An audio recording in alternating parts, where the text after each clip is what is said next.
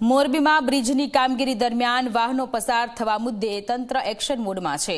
જે 24 કલાકના અહેવાલની ધારદાર અસર પડી। સ્કૂલ બસ ચાલકો સામે કલેક્ટરના જાહેરનામાના ભંગના 2 ગુના નોંધાયા છે। સાવડીથી લતીપર જતા રસ્તા પર રિપેરિંગ દરમિયાન પણ ભારે વાહનો પસાર થયા હતા।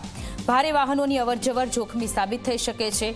1,75,00,000ના ખર્ચે થઈ રહી છે બ્રિજ રિપેરિંગની કામગીરી। ત્યારે મોરબીમાં ભારે વાહનોની અવરજવર બ્રિજની કામગીરી મુદ્દે લાપરવાહી સામે આવી રહી છે। ત્યારે ઝી 24 કલાક દ્વારા આખો અહેવાલ પ્રસારિત કરવામાં આવ્યો હતો। ત્યારે સ્કૂલ બસ ચાલકો સામે કલેક્ટરના જાહેરનામાના ભંગના 2 ગુના દાખલ થયા છે। સંવાદદાતા હિમાંશુ આપણી સાથે જોડાયેલા છે। હિમાંશુ, અત્યારે ઝી 24 કલાક દ્વારા આખો અહેવાલ પ્રસારિત કરવામાં આવ્યો હતો કે મોટા વાહનો બ્રિજ પરથી પસાર થઈ રહ્યા છે, જેને લઈને સ્કૂલ બસ ચાલકો સામે કલેક્ટરે જાહેરનામાના ભંગના 2 ગુના નોંધ્યા છે। વધુ જાણકારી।